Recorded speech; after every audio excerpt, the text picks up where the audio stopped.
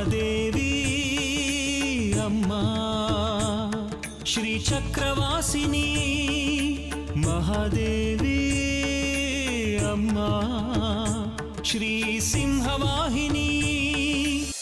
400 ವರ್ಷಗಳಿಂದ ಈ ಅಮ್ಮನವರ ವಿಗ್ರಹ ಹೋಮ, ಪೂಜೆ, ಹವಿಸ್ಸು ಎಲ್ಲವುಗಳಿಂದ ಹೊರತಾಗಿತ್ತು. ಹಾಗಾಗಿ ಅದಕ್ಕೆ ಕೆಲವು ಸಂಸ್ಕಾರಗಳು ದಕ್ಕಬೇಕಾಗಿದೆ. ಅದು ಕೆಲವು ಶಕ್ತಿ ಸ್ಥಳ, ಪುಣ್ಯಕ್ಷೇತ್ರಗಳನ್ನ ಪ್ರವೇಶಿಸಿ ಆ ಶಕ್ತಿಗಳನ್ನೆಲ್ಲ ಒಳಗೊಂಡು ನಂತರ ಇದೇ ಚಕ್ರಾಪುರಿ ಪುಣ್ಯಕ್ಷೇತ್ರದಲ್ಲಿ ನೆಲೆಯೂರಬೇಕು.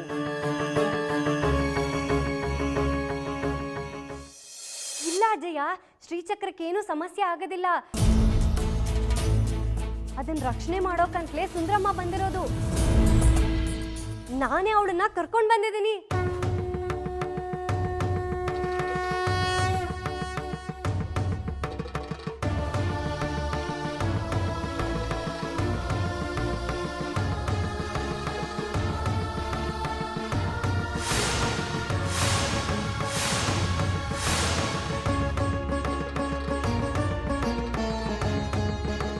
ಯಾರಮ್ಮ ಅದು ಸುಂದರಮ್ಮ? ಅದು ಅದು ಮೇಷ್ಟ್ರಮ್ಮ ಯಾರಿಗೂ ಹೇಳಬೇಡ ಅಂತ ಹೇಳಿದ್ರು. ನಿಮಗೆ ಹೇಳೋದ್ರಿಂದ ಏನೂ ತೊಂದರೆ ಆಗಲ್ಲ, ಹೇಳ್ತೀನಿ. ನಾನು ಬಂಗಾರಿ ನದಿ ದಡದ ಹತ್ರ ಹೋಗಿದ್ವಿ.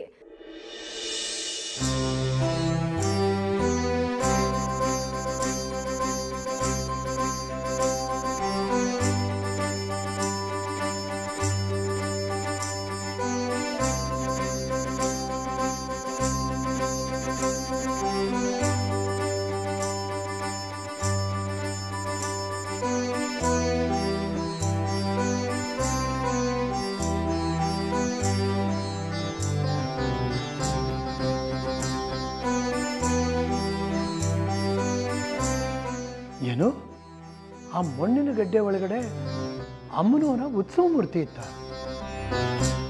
ಇದು ನನಗೆ ತಿಳಿಲೇ ಇಲ್ವಲ್ಲ. ಆ ಗೆಡ್ಡೆ ನಿಮಗೂ ಗೊತ್ತಾ? ಗೊತ್ತು, ಚೆನ್ನಾಗಿ ಗೊತ್ತು. ನದಿ ದಡದಲ್ಲಿ ಮಣ್ಣಿನ ಗಡ್ಡೆ ಇಟ್ಟು ಬಂದವರು ಯಾರು ಅನ್ಕೊಂಡೆ? ಯಾರೋ ಗೊತ್ತಿಲ್ಲ. ನಾವು ಹೋದಾಗ ಅಲ್ಲಿ ಯಾರೂ ಇರಲಿಲ್ಲ. ನದಿ ತೀರದಲ್ಲಿ ಮಣ್ಣಿನ ಗಡ್ಡೆ ಬಿಟ್ಟು ಬಂದಿದ್ದು ನಾನೇ. ಆ ಶ್ರೀಮತಿನೇ ಹೇಳಿದ್ದು ನದಿ ತೀರಕ್ಕೆ ಹೋಗೋಕೆ. ಹಾಗಿದ್ರೆ ಈ ಮೇಷ್ಟ್ರಮ್ಮ ಯಾರು? ಹೀಗೆಲ್ಲ ಹೇಳೋದಕ್ಕೆ, ಇದೆಲ್ಲ ಮಾಡಿಸೋದಕ್ಕೆ ಅವ್ರಿಗೆ ಹೇಗೆ ಗೊತ್ತಾಗತ್ತೆ? ನನಗೂ ಆಕೆ ನೋಡಿದ ಮೊದಲ ದಿನದಿಂದಾನೇ ಅನುಮಾನ ಮೂಡ್ತಾ ಇತ್ತು. ಆಕೆ ಸಾಮಾನ್ಯವಾದ ಹೆಂಗಸಲ್ಲ. ಶ್ರೀಚಕ್ರದ ರಕ್ಷಣೆಗೋಸ್ಕರ ಎಲ್ಲರ ಹತ್ರನೂ ಗುಟ್ಟಾಗಿ ಅಷ್ಟಿಷ್ಟು ಕೆಲಸಗಳು ಮಾಡಿಸ್ತಿದ್ದಾಳೆ. ಇದೆಲ್ಲ ಆ ಅಮ್ಮನವರ ಚಿತ್ತ. ಜಾಜಿ, ಈಗ ನಾನು ಆ ವಿಗ್ರಹ ನೋಡಬಹುದಾ? ಬನ್ನಿ ಅಜಯ್ಯ, ಅದೆಲ್ಲಿದೆ ಅಂತ ನಾನು ತೋರಿಸ್ತೀನಿ.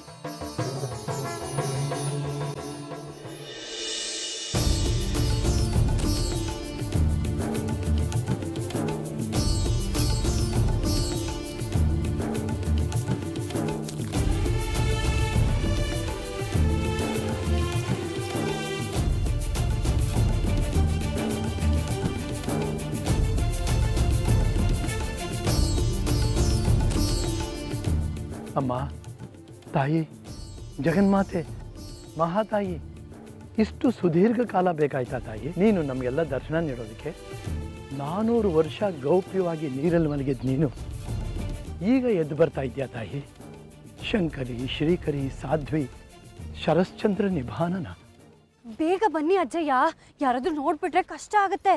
ಸುಂದ್ರಮ್ಮನ್ ಕದಿಯೋದಕ್ಕೆ ತುಂಬಾ ಜನ ಹೊಂಚಾಗ್ತಿದ್ದಾರೆ.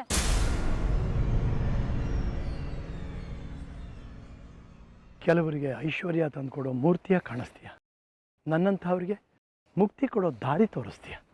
ನೀನು ಜೊತೆಗಾತಿಯಾಗಿ ಕಾಯ್ತಿದ್ದೀಯ. ಈ ಲೋಕ ಕಲ್ಯಾಣಕ್ಕಾಗಿ ನೀನು ಮತ್ತೆ ಮೂರ್ತಿರ್ಭವಿಸಿದ್ಯಾ ತಾಯಿ. ನಿನ್ನ ಕಾಣ್ತಾ ಇರೋ ನಾನೇ ಧನ್ಯ. ನಿನ್ನ ದರ್ಶನನ ಯಾವಾಗ ಎಲ್ಲೆಲ್ಲಿ ಕೊಡ್ತೀಯ ತಾಯಿ? ಅಜ್ಜಯ್ಯ, ನೀವು ನನ್ನ ಸುಂದ್ರಮ್ಮನ್ ನೋಡಿದ್ರೆ ಬೆರ್ಗಾಗ್ಬಿಡ್ತೀರಾ. ಅವಳು ಬರೀ ವಿಗ್ರಹ ತರ ಕಾಣಲ್ಲ, ನನ್ಗಂತೂ ನನ್ನ ತಾಯಿ ತರ, ನನ್ನ ಗೆಳತಿ ತರ ಕಾಣ್ತಾಳೆ. ಹೌದು ಮಗು, ಅವರವರ ಭಕ್ತಿಗೆ, ಅವರವರ ಭಾವಕ್ಕೆ ಅವರವರ ತೆರನಾಗಿ ಕಾಣುತ್ತಿರುವುದು ಭೂಲೋಕದಲ್ಲಿ.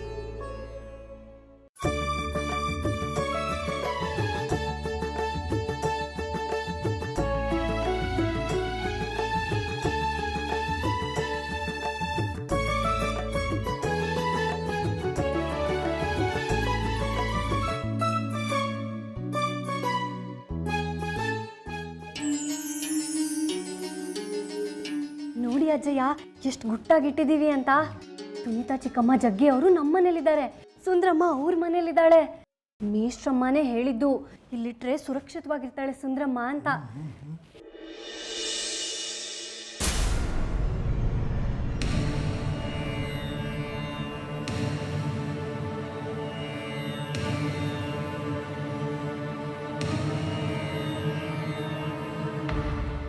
ಎಲ್ಲಮ್ಮ ನಿನ್ನ ಸುಂದರಮ್ಮ ತಾಯಿ? ಇಲ್ಲೇ ಇಟ್ಟಿದ್ದೆ ಅಜ್ಜಯ್ಯ. ನನಗೆ ಬಂಗಾರಿಗೆ ಬಿಟ್ರೆ ಬೇರೆ ಯಾರಿಗೂ ಈ ವಿಷಯ ಗೊತ್ತಾಗಿರ್ಲಿಲ್ಲ. ಆದ್ರೂ ಯಾರೋ ಎತ್ಕೊಂಡು ಹೋಗಿದ್ದಾರೆ ಅಜ್ಜಯ್ಯ.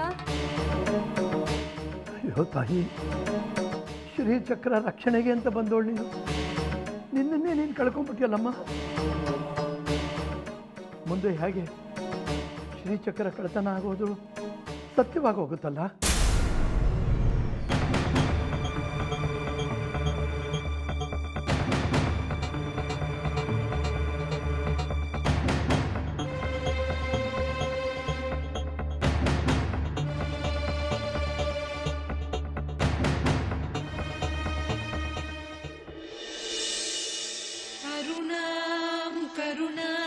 करुणातरङ्गिताक्षी धृतपाशाङ्कुश पुष्पबाणचापा अणिमादिभिरावृता मयूखैः अहमित्येव विभावये भवा. ಅಮ್ಮ, ಎಲ್ಲಿದ್ಯಮ್ಮ ಎಷ್ಟು ವರ್ಷ? ಒಂದಲ್ಲ ಎರಡಲ್ಲ 400 ವರ್ಷಗಳು ಕಳೆದೋಗಿದ್ಯಲ್ಲಮ್ಮ. ನಾನು ಇಲ್ಲೇ ಹುಟ್ಟಿ ಬೆಳೆದು ಸಾಯೋ ವೇಳೆಗೆ ಮುಂಚೆ ನೀನು ಕಾಡಲ್ಲಿ ಹರಿಯೋ ನದಿನಲ್ಲಿದ್ದಿದ್ದು ನನಗೆ ತಿಳಿದೇ ಇಲ್ಲಮ್ಮ.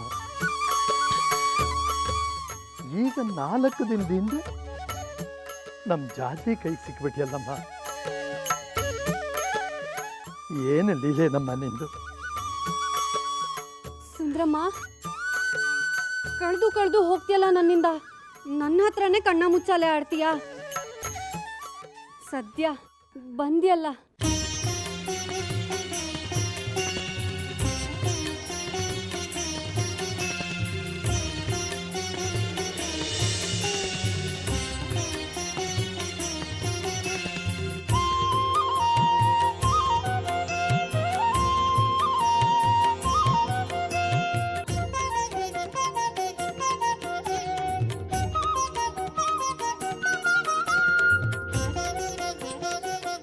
ಅಮ್ಮ, ಮಹಾದುರ್ಗೆ, ಮಹಾಕಾಳಿ, ಮಹಾತಾಯಿ, ಇನ್ನು ನೀನು ಸಿಕ್ಕಿಬಿಟ್ಟಿಯಲ್ಲ ತಾಯಿ. ಇನ್ನು ಯಾವ ಭಯನೂ ಇಲ್ಲ. ಶ್ರೀಚಕ್ರ ರಕ್ಷಣೆಗೆ ಯಾವ ತೊಂದರೆನೂ ಇಲ್ಲ, ಯಾವ ಚೋರ ಭಯನೂ ಇಲ್ಲ. ಮುಟ್ಲಿ ಆ ಪಾಪಿಗಳು ಶ್ರೀಚಕ್ರನ.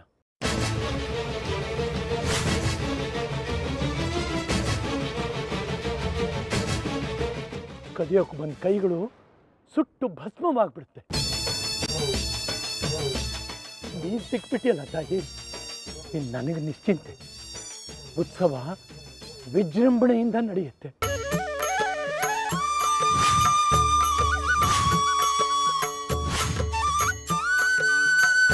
ತಾಯಿ, ತಾಯಿ,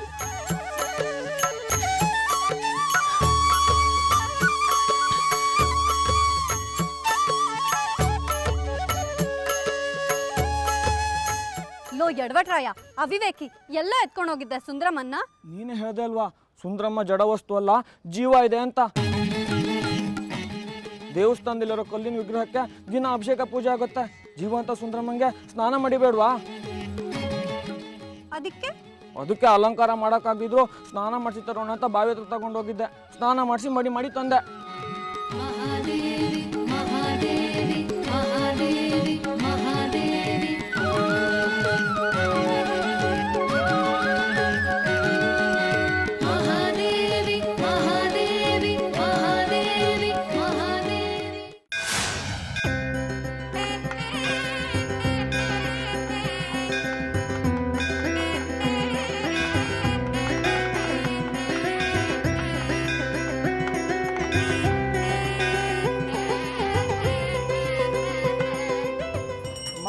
ಲಕ್ಷ್ಮೀ ಚ ವಿದ್ಮಹೇ ವಿಷ್ಣು ಪತ್ನಿ ಚ ಧೀಮಹಿ ತನ್ನೋ ಲಕ್ಷ್ಮಿ ಪ್ರಚೋದಯಾತ್.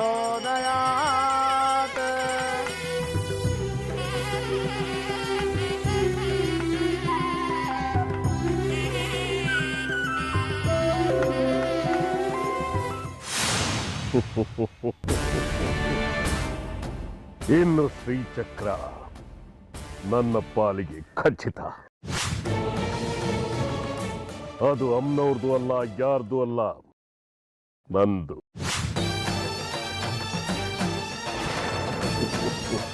ಈ ಕ್ಷೇತ್ರ ವಿರೂಪಾಕ್ಷ ಅಯ್ಯನವರ ಕ್ಷೇತ್ರ.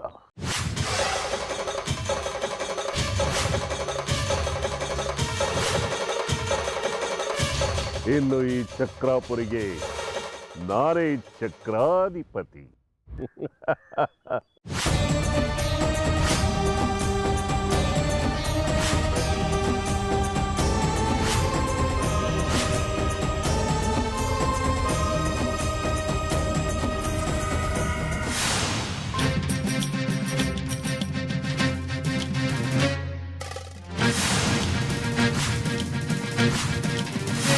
ವಿರೂಪಾಕ್ಷ ಶಾಸ್ತ್ರಗಳನ್ನ ಸಾಯಿಸಿ ಸುಂದರಿ ಸಾವಿನ ಸೇಡ್ ತೀರ್ಸ್ಕೊತೀನಿ. ಈ ಸಲ ಬಂದ ಸಂಪಾದನೆಯಿಂದ ನಮ್ಮಮ್ಮಂಗೆ ಶಸ್ತ್ರಚಿಕಿತ್ಸೆ ಮಾಡಿಸ್ತೀನಿ. ನಾನು ಜಾಜಿ ಒಂದಾಗಿರ್ತೀವಿ.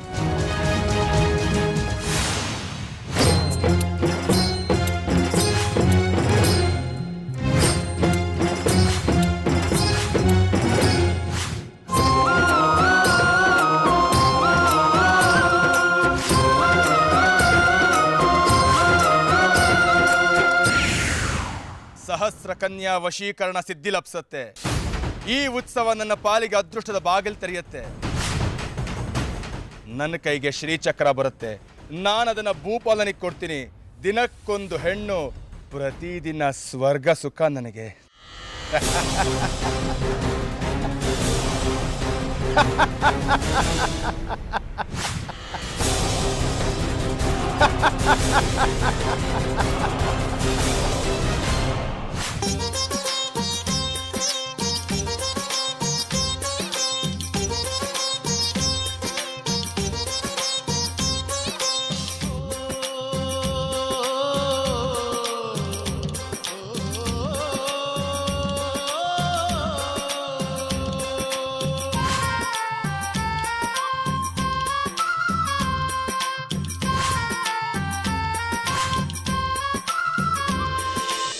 ಉತ್ಸವ ಮುಗಿದು ಎಲ್ಲ ಶಾಂತವಾದ ಮೇಲೆ ಸುಂದ್ರಮ್ಮನ್ನ ಶಕ್ತಿ ಕ್ಷೇತ್ರಗಳಿಗೆ ಕರ್ಕೊಂಡು ಹೋಗಬೇಕು.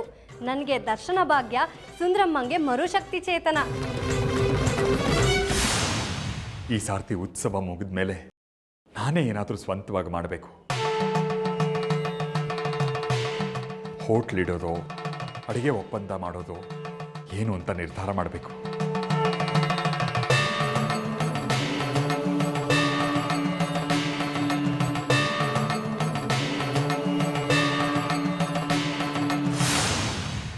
ಅಮ್ಮ, ಕೊನೆಗಾಲದಲ್ಲಿ ನನ್ನ ಗಂಡನ್ನ ವಾಪಸ್ ಕೊಟ್ಟೆ ತಾಯಿ. ಇದೊಂದು ಉತ್ಸವನ ಕಣ್ಣಾರೆ ನೋಡಿ ನನ್ನ ಗಂಡನ ಪಾದದ ಮೇಲೆ ನಾನು ಮುತ್ತೈದೆಯಾಗಿ ಸಾಯೋಗಿ ಮಾಡಮ್ಮ. ಇದೇ ನನ್ನ ಕಡೆ ಆಸೆ.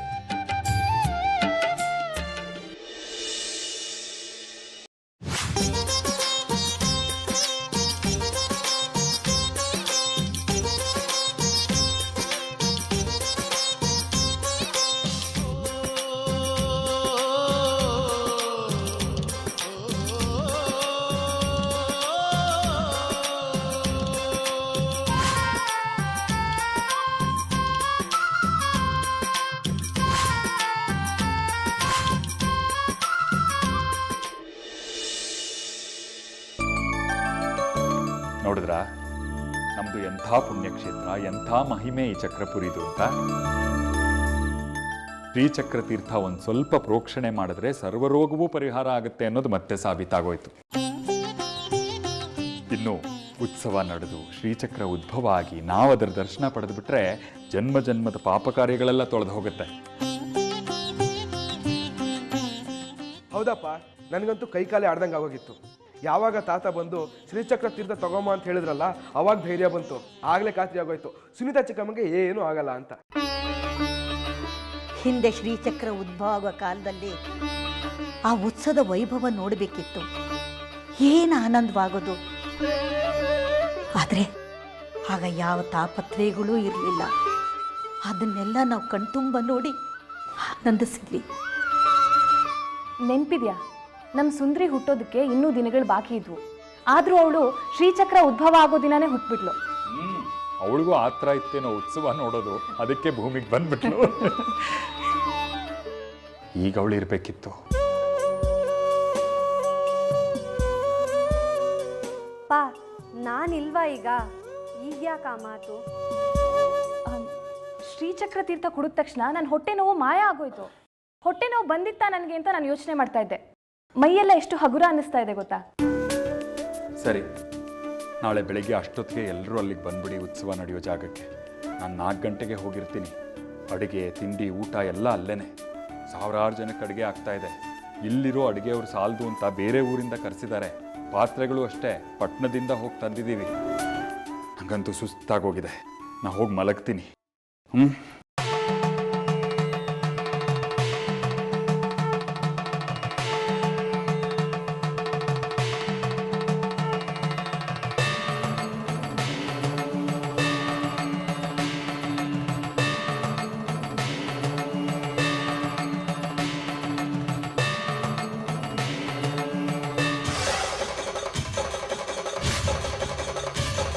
ನಡಿಲಿ ಪರೀಕ್ಷೆ. ನಮ್ಮ ಯಂತ್ರ ತಂತ್ರ ಮಂತ್ರ ಮಾನವ ಸಂಕಲ್ಪ ಶಕ್ತಿಗಳ ಎಲ್ಲ ನಿನ್ನ ಪವಾಡ ಭಕ್ತ ರಕ್ಷಣೆ, ಲೋಕ ಕಲ್ಯಾಣವ. ನಡಿಲಿ ಪರೀಕ್ಷೆ, ನೋಡೇ ಬಿಡೋಣ. ನನ್ನ ಶತ್ರುಗಳಾದ ವಿರೂಪಾಕ್ಷ ಮಾರಿಗುಡಿ ಉತ್ಸವದಲ್ಲಿ ಹತರಾಗ್ತಾರೆ.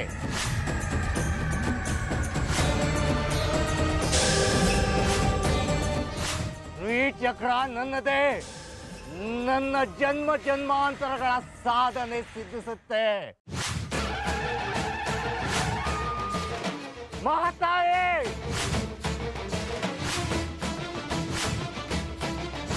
ನಿನ್ನ ಸೋಲು ಶತಸಿದ್ಧ.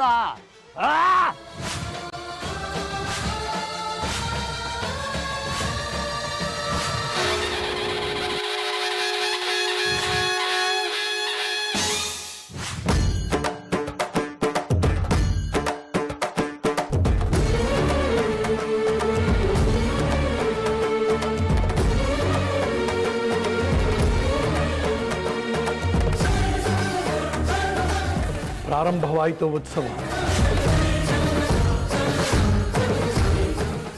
ದುಷ್ಟ ಶಿಕ್ಷೆ, ಶಿಷ್ಟ ರಕ್ಷೆಯ ದುರ್ಗೋತ್ಸವ.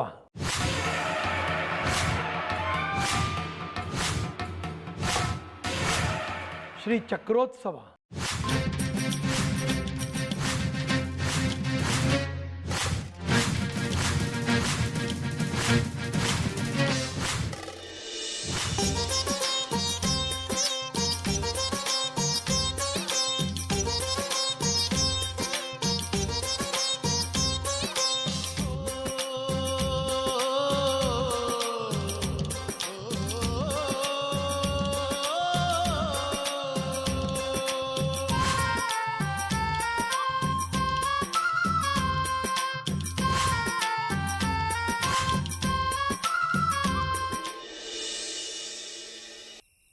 ಶಾಸ್ತ್ರಿಗಳೇ, ಈಗ ಬೆಳಗಿನ ಜಾವ 3:30. ಶ್ರೀಚಕ್ರ ಸರಿಯಾಗಿ 4 ಗಂಟೆಗೆ ಉದ್ಭವ ಆಗುತ್ತಾ? ಹಾಗೇನೂ ಇಲ್ಲ. ಸಂಪ್ರದಾಯದ ಪ್ರಕಾರ 4 ಗಂಟೆಗೆ ಉದ್ಭವ ಆಗಬೇಕು. ಆದರೆ ಕೆಲವು ಸಂದರ್ಭಗಳಲ್ಲಿ 5 ಗಂಟೆ, 6 ಗಂಟೆ, 7 ಗಂಟೆಗೂ ಆಗೋದುಂಟು. ಅಲ್ಲಿವರೆಗೂ ವೇದ ಮಂತ್ರಗಳನ್ನ ಹೇಳ್ತಾ ಕಾಯ್ತಾ ಇರ್ತೀವಿ.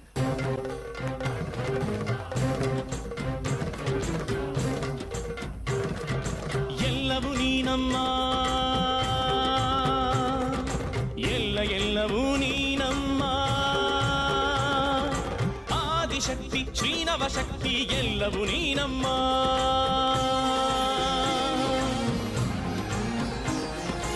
ಆದಿಯು ನೀನಮ್ಮ, ಆದಿ ಅಂತ್ಯವೂ ನೀನಮ್ಮ. ಭೂಮಿ ಬಾನು ವಾಯು ಅಗ್ನಿ ಜಲವು ನೀನಮ್ಮ